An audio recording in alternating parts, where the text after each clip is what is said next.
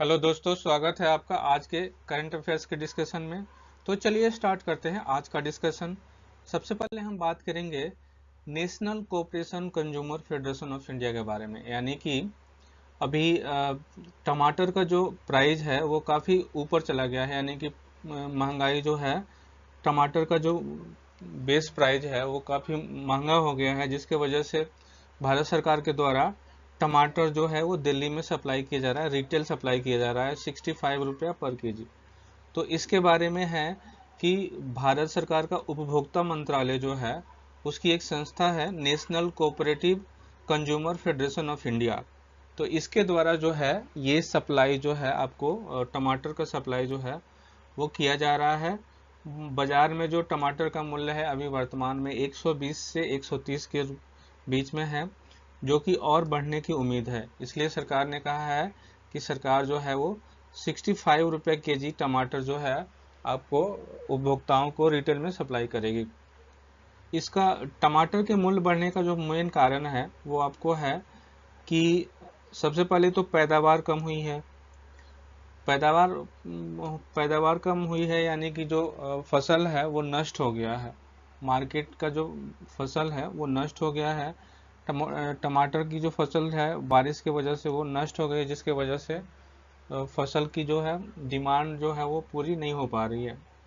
अगर हम बात करें भारत में टमाटर के उत्पादन की, तो सितंबर 20 के आंकड़े के हिसाब से देखा जाए तो अभी तक जो है 1.98 लाख हेक्टेयर जो है टमाटर की खेती, खरीफ टमाटो की खेती जो है हुई है, जो कि आपको पिछले साल 2.89 लाख हेक्टेयर की थी। यानी कि उससे काफ़ी कम है। मतलब 1 लाख हेक्टेयर की कमी जो है वो आपको देखी जा रही है। और इस साल जो है आपको खरीफ जो है, खरीफ में यानी कि जो टमाटर जो होता है वो दो सीजन में होता है, एक रबी सीजन में और एक खरीफ सीजन में। तो खरीफ की जो सॉरी प्याज जो होता है वो साल में 3 बार पैदा किया जा सकता है भारत में, लेकिन टमाटर जो है वो साल में एक ही बार होता है और वो आपको खरीफ सीजन में होता है। तो पिछले साल जो है 2.89 लाख हेक्टेयर की टमाटर की खेती हुई थी, और इस साल जो है वो काफ़ी कम हुई है। जो टमाटर है उसका जो मेनली प्रोड्यूसर राज्य है, उसमें आपको सबसे पहले महाराष्ट्र आता है, फिर आंध्र प्रदेश की बात आती है, उसके बाद तेलंगाना। आंध्र प्रदेश, महाराष्ट्र और तेलंगाना। और रबी क्रॉप में भी टमाटर की खेती होती है महाराष्ट्र के कुछ पार्ट में और कर्नाटक के कुछ पार्ट में। ठीक है। इसके बाद हम बात करते हैं national cooperative consumer federation of India, यानी कि एनसीसी, जो कि टमाटर की सप्लाई करेगी। तो ये जो है आपको एक अपेक्स बॉडी है कंज्यूमर कोऑपरेटिव को बढ़ावा देने के लिए, और इसकी स्थापना जो है वो 16 अक्टूबर 1965 को हुई थी। तो अगर पूछा जाए कि एनसीसी यानी कि national cooperative consumer federation of India की स्थापना कब हुई थी, तो 16 अक्टूबर 1965 को हुई थी। और ये एक बड़ी है संस्था है जो कंज्यूमर कोऑपरेटिव के बारे में देती है कि जो उपभोक्ता हैं उनको कैसे उनको कैसे सुविधा दिया जा सके। इसका जो मुख्य काम है वो प्रमोट करती है कंज्यूमर कोऑपरेटिव मूवमेंट को भारत में, aspirate to facilitate the voluntary formation and democratic functioning of cooperatives. इसका सेल्फ फाइनेंस के थ्रू ये चलती है, mutual aid for overall economic betterment और फाइनेंशियल ऑटोनॉमी। तो उपभोक्ता और व्यापारियों के बीच में जो है इकोनॉमिकल और फाइनेंशियल ऑटोनॉमी इस्टेब्लिश करने के लिए एनसीसीएफ जो है वो काम करती है। इसका जो रजिस्ट्रेशन है वो आपको multi state cooperative society act 2002 के अंडर इसका रजिस्ट्रेशन किया गया है, और ये फंक्शन करती है आपको ministry of consumer affairs, food and public distribution, government of Bihar के अधीन ये काम करती है। इसके बाद हम बात करेंगे यूएनआरडब्ल्यूए के बारे में, United Nation Relief and Work Agency for Palestinian Refugee. तो हाल ही में इजराइल की पार्लियामेंट के द्वारा एक बिल को पास किया गया है, अप्रूवल दिया गया है, जो कि यूएनडब्ल्यूआरए को एक टेररिस्ट ऑर्गेनाइजेशन घोषित करता है। तो यूएनडब्ल्यूआरए क्या है? Israel official have long accuse the agency staff to collaborating with Hamas militants in Gaza. तो ये जो यूएनडब्ल्यूआरए है, इसकी स्थापना हुई थी, जो फ़लस्तीन है उनके जो रिफ्यूजीज हैं उनको रिलीफ देने के लिए इसकी स्थापना यूएन के संस्था के द्वारा की गई थी। और इजराइल के द्वारा, आपको पता है कि हमास और इजराइल के बीच में युद्ध चल रहा है। तो इजराइल के द्वारा ये आरोप लगाया गया है कि यूएनआरडब्ल्यूए जो है उसके जो स्टाफ हैं उन्होंने कोलैबोरेट किया है हमास के मिलिटेंट्स के साथ, और इसीलिए इन्होंने इस संस्था को यानी कि यूएनआरडब्ल्यूए को टेररिस्ट ऑर्गेनाइजेशन के रूप में घोषित कर दिया है।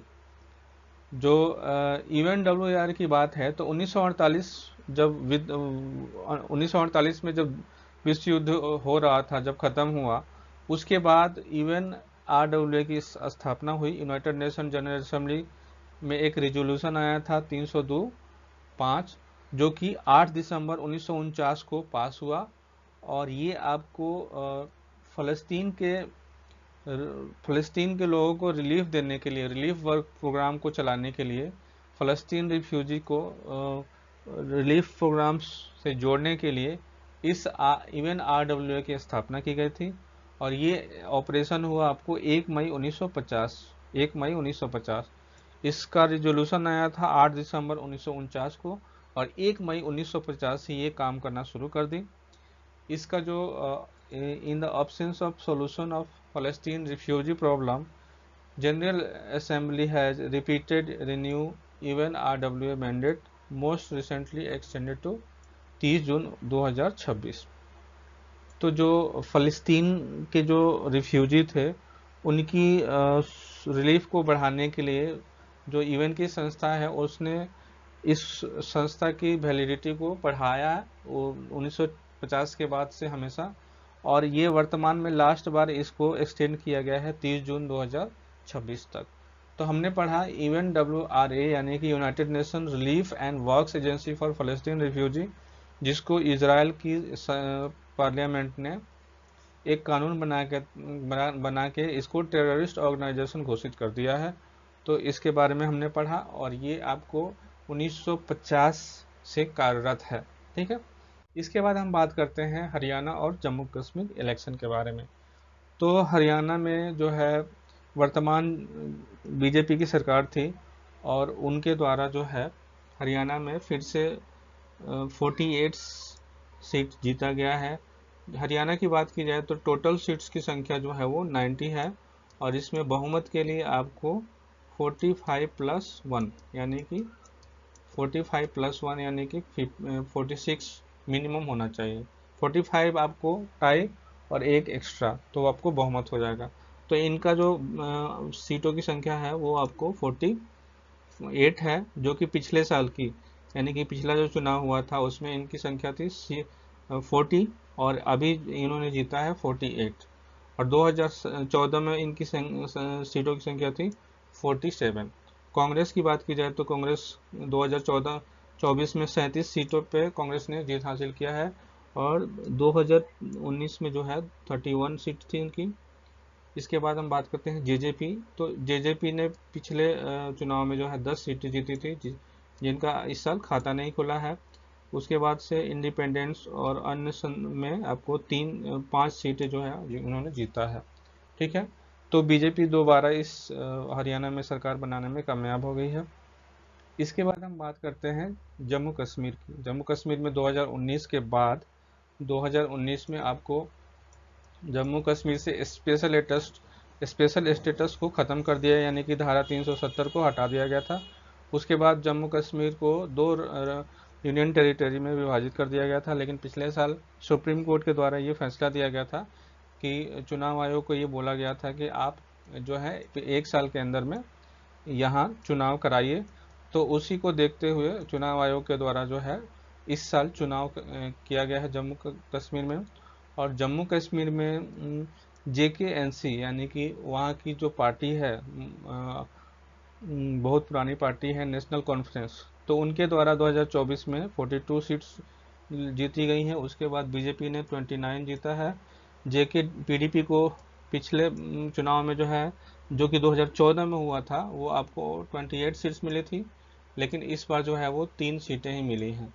आईएनसी को 6 सीटें मिली हैं, जेकेपीसी को 1 मिली है और एक सीपीआईएम को मिला है, और इंडिया आईएनडी को 7 सीट्स मिला है, अदर्स को 1 सीट मिला है। टोटल यहाँ भी सीटों की संख्या जो है वो 90 है, और बहुमत के लिए आपको 45+1 चाहिए।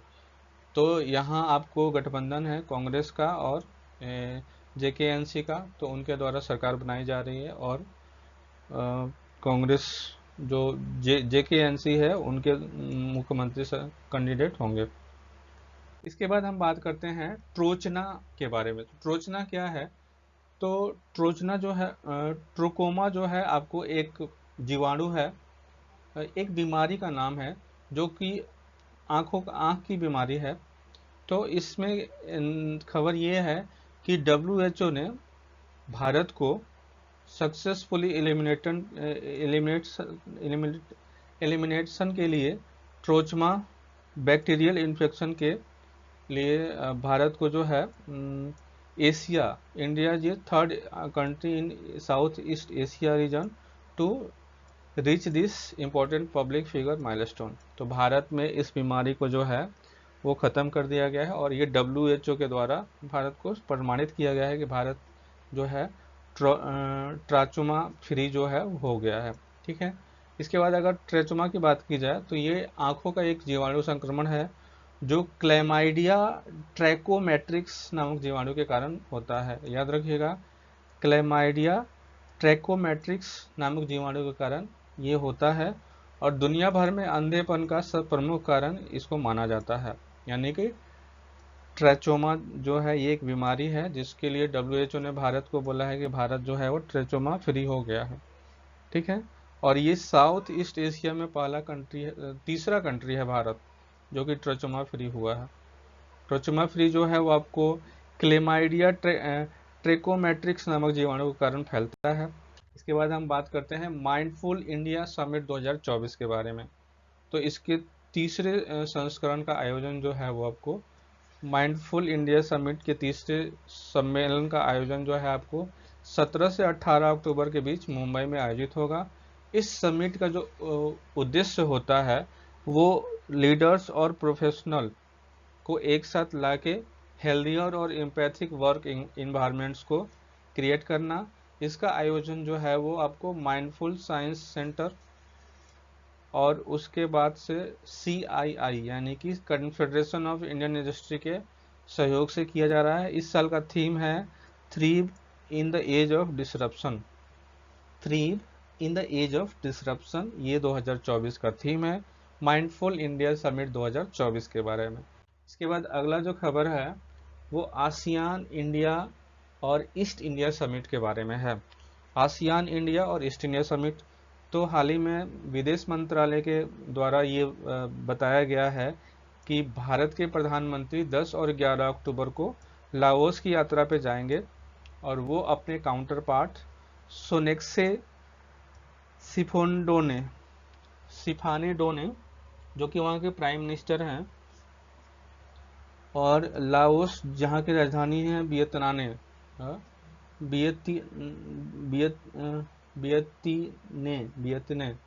वहाँ पे आसियान इंडिया समिट और ईस्ट इंडिया समिट, इसके अलावा भारत लाओस के बीच बायलैटरल समिट भी आयोजित होगा। तो इसके लिए भारत के प्रधानमंत्री 10 और 11 अक्टूबर को लाओस जाएंगे। India prime minister 2 day visit Laos October during attend 21वीं आसियान इंडिया समिट, और उसके बाद 19वीं ईस्ट एशिया समिट। आसियान की बात की जाए तो आसियान का फुल नेम होता है association of south east Asian Nations. ये एक रीजनल इंटर गवर्नमेंटल ऑर्गेनाइजेशन है जो कि आपको 10 साउथ ईस्ट एशियन कंट्री को मिला के बना है। इसकी स्थापना जो है 1967 में 8 अगस्त 1967 में हुई थी, बैंकॉक में जो कि थाईलैंड में है, इसकी स्थापना हुई थी। ये आपको with the signing off Asian declaration, Bangkok declaration हुआ था, आसियान डिक्लेरेशन जिसको बोला जाता है। ये फाउंडिंग मेंबर्स इसके होते हैं आपको हैं Malaysia, Indonesia, Malaysia, Philippines, Singapore और थाईलैंड। तो Indonesia, Malaysia, Singapore, Thailand, Philippines जो है इसके फाउंडिंग मेंबर हैं। और ये 1967 8 अगस्त को इसकी स्थापना हुई थी। इसके बाद हम बात करेंगे एनसीईआरटी के बारे में। तो एनसीईआरटी के बारे में कल जो भारत के एजुकेशन मिनिस्ट्री हैं, एजुकेशन मंत्री हैं धर्मेंद्र प्रधान, उनके द्वारा एनसीईआरटी के किताबों को ऑनलाइन उपलब्ध कराने के लिए अमेजन के साथ टाई अप किया गया है। और भारत जो एनसीईआरटी की बुक्स हैं वो अब आपको अमेजन के वेबसाइट पे भी आपको उपलब्ध रहेगी, आप वहाँ से खरीद सकते हैं। National Council for Educational Research and Training ने टाई किया है Amazon sellers services private limited के साथ। ये फर्स्ट ऑफ द कोलैबोरेशन है जो ensure access of original NCERT books in the printed price. अभी वर्तमान में जो एनसीईआरटी है वो 5 लाख किताबों को प्रिंट करता है, 5 लाख किताबों को प्रिंट करता है, सॉरी 5 करोड़ किताबों को प्रिंट करता है। एनसीईआरटी के द्वारा 5 करोड़ किताबों को पर साल प्रिंट किया जाता है, लेकिन उस किताब की पायरेसी कॉपी जो है मार्केट में उपलब्ध हो जाती है, जो कि काफ़ी महंगी बिकती है। इसको सॉल्व करने के लिए भारत सरकार ने क्या किया है कि बुक्स को ऑनलाइन उपलब्ध करा दिया है, ताकि किसी भी व्यक्ति के द्वारा ऑनलाइन ऑर्डर किया जा सकता है। और भारत सरकार ने कहा है कि जो 5 करोड़ का जो रेशियो है उसको बढ़ा के 15 करोड़ किया जाएगा, यानी कि भारत सरकार 15 करोड़ किताबों का प्रकाशन करेगी। ठीक है, तो ये आपको एनसीईआरटी और अमेजन के बारे में है। आप अमेजन से भी आप एनसीईआरटी की किताबें खरीद सकते हैं। ठीक है, इसके बाद हम बात करेंगे अटल पेंशन योजना के बारे में। तो भारत सरकार ने रिपोर्ट में कहा है कि जो अटल पेंशन योजना है उसके लाभार्थियों की संख्या जो है वो 7 करोड़ पहुंच गई है। ठीक है, अगर अटल पेंशन योजना की बात की जाए तो इसका जो उद्घाटन है, यानी कि इस योजना को लॉन्च किया गया था 2015 में, और ये वित्त मंत्रालय के द्वारा लॉन्च किया गया था। याद रखिएगा, अटल पेंशन योजना जो है वो वित्त मंत्रालय के द्वारा 2015 में लॉन्च किया गया था। इसका जो उद्देश्य है वो यूनिवर्सल सोशल सिक्योरिटी सिस्टम को क्रिएट करना, स्पेशली जो अनप्रिविलेज वर्कर्स, अनऑर्गेनाइज सेक्टर के जो वर्कर्स हैं उनके लिए पेंशन की व्यवस्था करना। इसमें जो मिनिमम गारंटी पेंशन है आपको 1,000 रुपया, 2,000, 3,000, 4,000, 5,000 पर मंथ मिल सकता है। उसके लिए आपको क्या करना पड़ेगा, आप अगर 18 से 40 साल के बीच के अगर हैं तो आप इसका लाभ ले सकते हैं। सिंपली आपको इस योजना को परचेज करना है, जो कि बैंक के थ्रू या पोस्ट ऑफिस के थ्रू या आप ऑनलाइन खरीद सकते हैं। ठीक है, और इसमें 18 से 40 साल के व्यक्ति के द्वारा इस पेंशन स्कीम का लाभ लिया जा सकता है। जैसे उस व्यक्ति की आयु 60 साल होगी, जितना कंट्रीब्यूशन उसके द्वारा किया जाएगा उसके बराबर कंट्रीब्यूशन सरकार उसमें करेगी, और उसके एवज में 60 साल के बाद उसको प्रति महीना पेंशन के रूप में निर्धारित राशि मिलेगी। इसका जो अटल पेंशन योजना है इसको रेगुलेट करती है pension fund regulatory and development authority, यानी कि PFRDA के द्वारा इसको रेगुलेट किया जाता है। इसके बाद हम बात करते हैं एवरग्रीनिंग ऑफ लोन के बारे में। तो सेबी ने हाल ही में एक गाइडलाइन जारी किया है for investors in alternative investment fund to prevent loan evergreening. इसका मतलब हुआ कि सेबी ने गाइडलाइन जारी किया है अपने निवेशकों को कि आप लोन लेके निवेश नहीं कीजिए। ठीक है, ये आपके लिए सही नहीं है। एवरग्रीनिंग ऑफ लोन क्या होता है, तो एवरग्रीनिंग लोन्स का मतलब होता है कि बहुत सारे बैंक जो होते हैं, किसी बैंक से आपने, मान लीजिए आपने लोन लिया, किसी बैंक से आपने लोन लिया 10,000 का, सपोज कीजिए आपने 10,000 का लोन लिया, या 10 लाख कर देते हैं इसको, 10 लाख का लोन लिया। आपकी फाइनेंशियल कंडीशन जो है वो ठीक नहीं है, आप लोन को चुकाने में समर्थ नहीं है। तो बैंक क्या करते हैं, वो देखते हैं कि इनके द्वारा इनका जो लोन अमाउंट है वो कम हो रहा है, तो वो बोलते हैं कि आप इस 10 लाख को चुकाने के लिए आप हमसे 5 लाख और लोन ले लीजिए। ठीक है, 5 लाख और लोन ले लीजिए, यानी कि बैंक बोलता है कि अब 10 लाख आपने पहले से ले रखा है, 5 लाख हम आपको और देते हैं और उसी से आप उस लोन का जो है कुछ किस्त भरिए। ठीक है, इसमें आपको होता है कि बैंक ये भी ऑफर देता है कि रीस्ट्रक्चर कर लीजिए, आप ईएमआई में कन्वर्ट कर लीजिए। तो लोन का एवरग्रेनिंग होता है। इससे फायदा क्या है, एनपीए जो है उसका एग्जैक्ट आकलन नहीं हो पाता है। इसका जो प्रैक्टिस है ये कैसे होता है, तो बैंक क्या करते हैं, रीस्ट्रक्चरिंग ऑफ लोन। तो मैंने जैसे बोला कि बैंक जो है वो लोन को रीस्ट्रक्चर कर देते हैं, मॉडिफाइंग पेमेंट टर्म्स कर देते हैं, इंटरेस्ट रेट को कम कर देते हैं, टेन्योर को बढ़ा देते हैं, लोन को बैड घोषित करने में देरी करते हैं। इसका ट्रिपलिंग ऑफ फंड्स होता है, यानी कि एक ही पैसा को बार बार मोबिलाइज किया जाता है, तो उससे बैड लोन क्रिएट होता है। इसके जो हानि है उसकी बात की जाए तो बैंक का जो बैलेंस शीट है, ट्रू फाइनेंशियल हेल्थ जो है उसका पता नहीं चल पाता है, और preventing recognisation of non performing loan, जो एनपीए लोन होते हैं उनका एग्जैक्ट आकलन करना मुश्किल होता है। और इससे क्या होता है कि वर्स एसेट क्रिएट होता है। जो भी बैंक के पास एसेट्स है वो एसेट्स हैं भी कि नहीं ये भी एग्जैक्ट पता करना मुश्किल होता है। तो डिफॉल्ट रिस्क ज़्यादा होता है, कैपिटल लॉस होता है, डिस्टॉर्शन फाइनेंशियल इंडिकेटर बढ़ता है। तो ये भी एक चिंता का कारण है। तो एवरग्रेनिंग ऑफ लोन्स के बारे में हमने पढ़ा। अब बात करते हैं हम निश्चय पोषण योजना, जो कि ट्यूबरकुलोसिस के लिए चलाया जाता है। तो सरकार ने हाल ही में क्या किया है कि जो इसके द्वारा जो सहायता राशि दी जाती थी उसको दोगुना कर दिया है। यानी कि इसमें क्या है कि 500 रुपये प्रति महीना दी जाती थी, अब सरकार ने कहा है कि हम इसको 1,000 रुपये पर महीना कर देंगे। तो क्या है ये योजना, इसका उद्देश्य जो है वो आपको फाइनेंशियल असिस्टेंट प्रोवाइड करना। जो टीबी के पेशेंट्स हैं उनको फाइनेंशियल असिस्टेंट उनको वित्तीय सहायता दी जाती है ताकि वो अपने न्यूट्रिशनल नीड्स को ट्रीटमेंट के दौरान पूरा कर सकें। इसका उद्देश्य जो है आपको इसका लाभ होता है कि प्रत्येक टीबी पेशेंट्स को 500 रुपया पहले मिलता था, जिसको अब बढ़ा के 1,000 रुपया किया जा रहा है। यानी कि सरकार ने कहा है कि हम इसको दोगुना कर देंगे।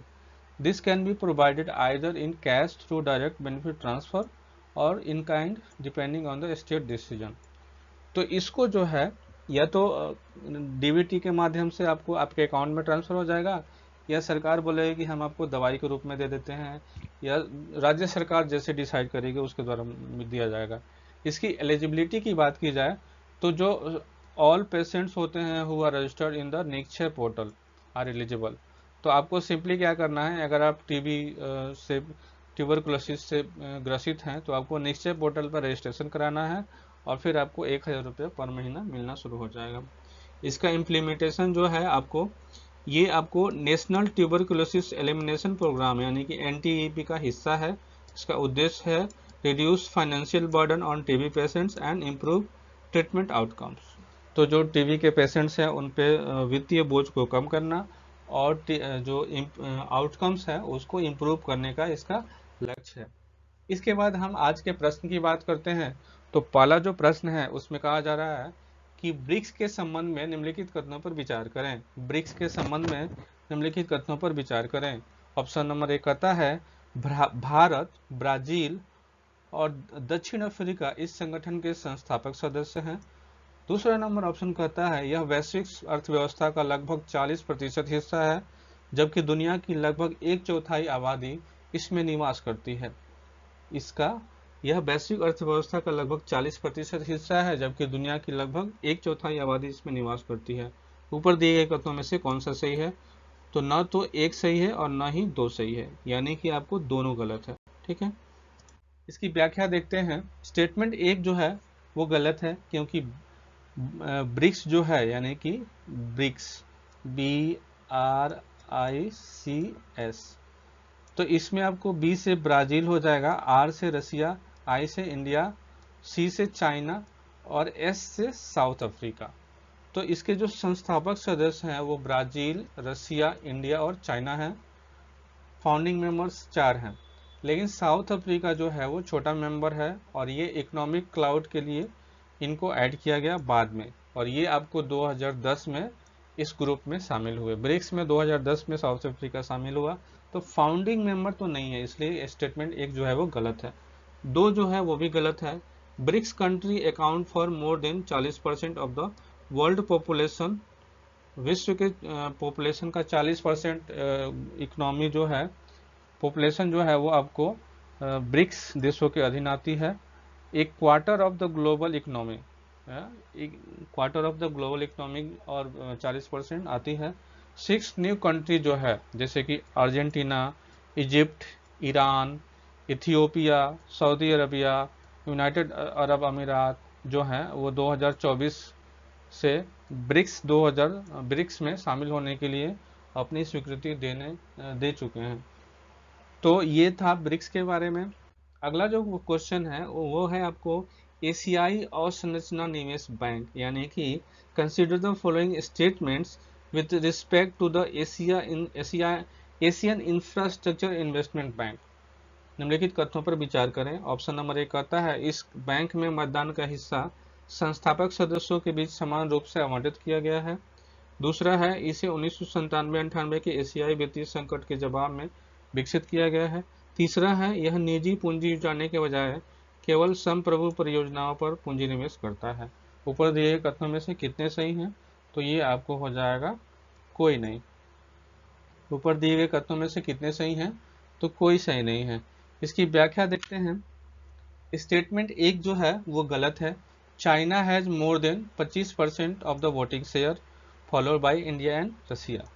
तो सबसे ज़्यादा वोटिंग शेयर जो है वो आपको चाइना में है, चाइना के पास है, उसके बाद भारत और फिर Russia. This voting share is not equal, यानी कि सभी फाउंडिंग मेंबर्स में वोटिंग शेयर इक्वल नहीं है, तो ये स्टेटमेंट 1 जो है वो गलत हो जाएगा। दूसरा जो कहता है वो भी गलत है। Specific proposal for AIIB was floated in October 2013 by Chinese.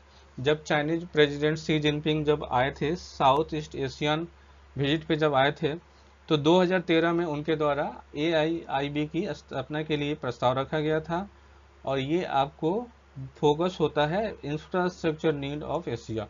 Asia में जो भी इंफ्रास्ट्रक्चर प्रोजेक्ट्स हैं उस पे इन्वेस्टमेंट के लिए इसका जो मुख्य फोकस है। 3 जो है वो भी गलत है। Statement bank prioritise also include private capital mobilization and encouraging partnership that stimulate private capital investment such as those with other multilateral development banks, government and private financer। तो इसमें ऐसा नहीं है कि सिर्फ सदस्य देशों के ही कैपिटल को लगाया जाएगा, इसमें प्राइवेट इन्वेस्टमेंट को भी मोबिलाइज करने के लिए प्रावधान किया गया है। तो 3 नंबर भी गलत है। इसके बाद नेक्स्ट क्वेश्चन है वित्तीय कार्रवाई कार्यबल यानी कि FATF के संबंध में निम्नलिखित कथनों पर विचार करें। ऑप्शन नंबर 1 कहता है यह मनी लॉन्ड्रिंग, आतंकवाद और प्रसार वित्त पोषण से निपटने के लिए वैश्विक कार्रवाई को बढ़ावा देता है। दूसरा कहता है भारत FATF के संस्थापक सदस्यों में से एक है। तीसरा कहता है ब्लैक लिस्टेड देश किसी भी अंतर्राष्ट्रीय संगठन से ऋण नहीं ले सकते हैं। उपयुक्त में से कितने सही हैं? तो केवल एक सही है, एक आपका सही है। भारत जो है इसका संस्थापक सदस्य नहीं है। ब्लैक लिस्टेड किसी भी अंतर्राष्ट्रीय संगठन से ऋण नहीं ले सकता है, ये भी कुछ हद तक सही नहीं है। इसकी व्याख्या देखते हैं। स्टेटमेंट 1 जो है वो सही है। FATF यानी कि फाइनेंशियल एक्शन टास्क फोर्स जो है वो आपको ग्लोबल एक्शन को टैकल करने के लिए money laundering, terrorist proliferation financing 39 members body sets international standard. तो इसके सदस्यों की संख्या जो है वो 39 है, यानी कि 39 है। इसके द्वारा एक स्टैंडर्ड सेट किया जाता है। National authority can effectively go filter funds link. तो कौन सा देश के द्वारा, जो सदस्य देश हैं उसके द्वारा कहाँ पैसा इन्वेस्ट किया जा रहा है, कहीं ब्लैक मार्केटिंग तो नहीं की जा रही है, आतंकवादी संगठनों को तो पैसा नहीं दिया जा रहा है। इसके संबंध में इस संस्था के द्वारा ट्रेस किया जाता है और हर एक 3 महीने पे एक बैठक होती है जिसमें एवेल्यूशन किया जाता है। स्टेटमेंट 2 जो है वो गलत है, क्योंकि भारत जो है वो फाउंडिंग मेंबर नहीं है। इंडिया बीपक जो है वो 2010 में मेंबर बना FATF का, और FATF डिसीजन मेकिंग बॉडी जो है उसका भी सदस्य बना। ठीक है। तीसरा जो है वो भी गलत है। A country in put on black list of FATF then they may be economic sanction. अगर कोई देश जो है वो उसको ब्लैक लिस्ट में डाल दिया जाता है, जैसे पाकिस्तान को ग्रे लिस्ट में डाला गया है, ठीक है, तो उस पर कुछ सेंक्शन लगाया गया है, यानी कि उसकी कुछ फाइनेंशियल एक्टिविटी पर रोक लगाई गई है और उसको सुधार का मौका दिया गया है। तो ऐसा नहीं है कि वो लोन नहीं ले सकता है, वो लोन ले सकता है, लेकिन उसके कुछ अकाउंट्स फ्रीज कर देंगे, उसके अलग अलग तरह के सेंक्शन लगा देंगे ताकि उनका इकोनॉमिक एक्टिविटी जो है वो सीमित हो जाए। ठीक है। इसके बाद अगला क्वेश्चन है, कहता है आर्कटिक परिषद के संबंध में निम्नलिखित कथनों पर विचार करें। ऑप्शन नंबर 1 कहता है यह आर्कटिक राज्यों के बीच सहयोग, समन्वय और बातचीत को बढ़ावा देने वाला एक प्रमुख अंतर सरकारी मंच है। दूसरा कहता है आर्कटिक परिषद के सभी निर्णयों और वक्तव्यों के लिए 8 आर्कटिक राज्यों की सहमति की आवश्यकता होती है। तीसरा कहता है भारत को आर्कटिक परिषद में पर्यवेक्षक का दर्जा प्राप्त है। उपरोक्त दिए गए कथनों में से कितने सही हैं? तो तीनों सही है, यानी कि सी आंसर हो जाएगा। ठीक है, तो तीनों सही हैं, ये भी सही है, ये भी सही है, ये भी सही है।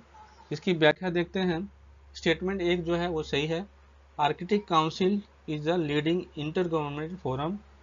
ये प्रमोट करता है cooperation, interacting among the Arctic state, Arctic indigenous people, other Arctic inhabitants on common issue। तो जो भी सामान्य मुद्दे होते हैं उस पे ये कोऑपरेशन और एक दूसरे के साथ सहयोग का स्थापना इसमें किया जाता है। दूसरा जो है वो भी सही है। All Arctic Council decision and statements require consensus of the 8 Arctic state. Ottawa declaration, तो अगर पूछा जाए कि ओटावा डिक्लेरेशन किससे संबंधित है, तो आर्कटिक काउंसिल से संबंधित है। डिफाइंस, ओटावा डिक्लेरेशन डिफाइंस करता है these states as member of the Arctic Council. 8 states, 8 राज्य जो हैं, have territory which within the Arctic and thus carry the role of steward region. 8 जो राज्य हैं, यानी कि जो देश हैं, उनका जो टेरिटोरी है वो आर्कटिक के साथ मिलता है। इसके बाद हम बात करते हैं तीसरा जो ऑप्शन है, 13 nations are observer in Arctic council. 13 जो राज्य देश हैं वो आपको ऑब्जर्वर श्रेणी के में शामिल हैं, विच इंक्लूड फ्रांस, जिसमें शामिल हैं France, Germany, Italian, Japan, Netherland और चाइना, पोलैंड, इंडिया भी शामिल है ऑब्जर्वर के श्रेणी में, Korea, Spain, Switzerland, United Kingdom. 2014 में 2014 और 16 में भारत ने first multi sensor mode observatory को लॉन्च किया था। इसके बाद हम बात करते हैं, इसकी व्याख्या की बात की जाए तो डॉक्यूमेंट न्यू इंडिया @75 विजन जो है उसके निम्नलिखित उद्देश्य हैं। पहला जो उद्देश्य है, रैपिड ग्रोथ की बात की जा रही है इसमें। Rapid growth which reaches 9 to 10% by 2022-23। ये आपको क्लीन, सस्टेनेबल, फॉर्मलाइज विकास की बात करता है, इसलिए 1 नंबर जो है वो सही है। Leverage technology for inclusive sustainable participatory development by 2022-23। तो ये आपको सस्टेनेबल डेवलपमेंट की बात करता है। To have an inclusive development in the city to ensure that urban poor slum develop. तो इनको जो अर्बन एरिया है, जो स्लम एरिया है, उनको जो है सस्टेनेबल विकास के दायरे में लाने के लिए इसमें बात की जाती है। उसके बाद to make school more inclusive, addressing by barriers related to physical enrolment access, जैसे टॉयलेट हो गया, accessibility, admission procedure, well curriculum design, तो 2 जो है वो आपको सही है। तीसरा जो है national security strategy not part of the inclusive growth under इतना, तो नेशनल सिक्योरिटी जो है वो पार्ट नहीं है, तो 3 जो है वो सही नहीं है। अगला जो प्रश्न है, इसमें कहा जा रहा है कि किस देश ने फतह नामक हाइपरसोनिक बैलिस्टिक मिसाइल को विकसित किया है, तो ये आपको ईरान के द्वारा विकसित किया गया है, याद रखिएगा, ईरान के द्वारा। किसके द्वारा? ईरान के द्वारा फतह नाम का बैलिस्टिक मिसाइल विकसित किया गया है। ईरान ने हाल ही में इजराइल की वायुसेना को निशाना बनाते हुए 180 से ज़्यादा बैलिस्टिक मिसाइल को लॉन्च किया, जिसमें सुपरसोनिक मिसाइल जो था फतह भी शामिल था, फतह 2 भी शामिल था। फतह 2 जो है ईरान की पहली घरेलू हाइपरसोनिक बैलिस्टिक मिसाइल का नया संस्करण है, जिसका फारसी में अर्थ होता है अर्थ विजेता, अर्थ विजेता होता है, यानी कि फतह मतलब विजेता होता है। इसमें एक हाइपरसोनिक ग्लाइड व्हीकल वारहेड है जो सुपरसोनिक गति से जो है ग्लाइड कर सकता है। मिसाइल एक लिक्विड फ्यूल रॉकेट प्रोपल्शन का उपयोग करती है, जिससे इसका इंजन थ्रस्ट फोर्स को एडजस्ट कर सकता है। तो ये काफ़ी लेटेस्ट है और हाल ही में ईरान के द्वारा जो है वो इजराइल पे इसका प्रयोग किया गया है। इसके बाद हम अगले प्रश्न की बात करते हैं। तो अगला क्वेश्चन करता है कि राष्ट्रीय वन्यजीव सप्ताह 2024 कब मनाया जाएगा, तो इसका हो जाएगा 2 से 8 अक्टूबर के बीच में मनाया जाएगा राष्ट्रीय वन्यजीव सप्ताह 2024। इसकी व्याख्या देखते हैं। भारत में राष्ट्रीय वन्यजीव सप्ताह 2024 2 से 8 अक्टूबर तक मनाया गया, जिसका थीम था हमारी प्राकृतिक विरासत की सुरक्षा, हमारी प्राकृतिक विरासत की सुरक्षा। पहली बार इसका आयोजन जो है 1957 में किया गया था। वन्यजीव दिवस को विकसित किया गया था 1955 में, जो है वन्यजीव संरक्षण के बारे में प्रावधान किया गया था और वन्यजीव दिवस को 1955 से मनाया जाता है। 1952 में इसकी स्थापना की गई थी। भारतीय वन्यजीव बोर्ड के द्वारा इसकी स्थापना की गई थी। इसका उद्देश्य वन संरक्षण के बारे में जागरूकता बढ़ाना। इसके बाद अगला प्रश्न है, हाल ही में किस राज्य सरकार ने लड़कियों की शिक्षा के लिए निजुत मोइना योजना शुरू की है? निजुत मोइना योजना शुरू की है, तो ये असम सरकार के द्वारा शुरू किया गया है। असम सरकार ने बाल विवाह से निपटने और छात्राओं को उच्च शिक्षा प्राप्त करने में सहायता देने के लिए निजुत मोइना योजना शुरू की है। इस योजना का उद्देश्य मासिक वजीफा दिया जाएगा। कक्षा 11 और 12 के लिए 1000 रुपये, डिग्री प्राप्त करने वाले छात्रों के लिए 1250 रुपये, स्नातकोत्तर छात्रों के लिए 2500 रुपये। योग्य होने के लिए छात्रों को नियमित रूप से कक्षाओं में उपस्थित होना चाहिए, अनुशासन का प्रदर्शन करना चाहिए। तो ये सारी चीज़ें जो है वो होंगी। इसके बाद अगला प्रश्न है, शिगेरू इशिबा को किस देश का प्रधानमंत्री चुना गया है? शिगेरू इशिबा को किस देश का प्रधानमंत्री चुना गया है? तो ये आपको हो जाएगा जापान का। शिगेरू इशिबा जो है वो आपको जापान के 102वें प्रधानमंत्री नियुक्त हुए हैं और ये आपको after approval of the lower house of the Japan parliament. Ishiba जो है आपको 67 ईयर्स के हैं और ये फूमियो किशिदो को रिप्लेस कर रहे हैं। इसके पहले जो प्रधानमंत्री थे वो फूमियो किशिदा, जो कि 101वें प्रधानमंत्री थे, उन्होंने रिजाइन कर दिया पॉलिटिकल स्कैंडल की वजह से। लिबरल डेमोक्रेटिक पार्टी के ये सदस्य हैं जो कि ऑलमोस्ट 1955 से जापान के पास शासन कर रही है। Elected Ishiba as a leader of 27 October को इनको चुना गया है और ये जापान के अगले प्रधानमंत्री यानी कि 102वें प्रधानमंत्री के रूप में इन्होंने शपथ ले ली है। इसके बाद अगला जो प्रश्न है उसमें कहा जा रहा है किस दिन को विश्व कपास दिवस के रूप में मनाया जाता है? तो 7 अक्टूबर को वर्ल्ड कपास दिवस के रूप में मनाया जाता है। कपास के वैश्विक महत्व को उजागर करने के लिए हर साल 7 अक्टूबर को विश्व कपास दिवस मनाया जाता है। यह दिन कपास किसानों और कपास उद्योग के सामने आने वाली चुनौतियों के बारे में जागरूकता बढ़ाता है। कपास का उपयोग न केवल वस्तुओं के लिए में बल्कि पशु आहार, चिकित्सा आदि के लिए भी उपयोग किया जाता है। भारत चीन के बाद दुनिया का दूसरा सबसे बड़ा कपास उत्पादक देश है। तो याद रखिएगा कि पहला जो कपास उत्पादन सबसे ज़्यादा है वो आपको चाइना के द्वारा, उसके बाद भारत के द्वारा। तो ये थी आज की डिस्कशन। मिलते हैं अगले डिस्कशन में, तब तक के लिए धन्यवाद।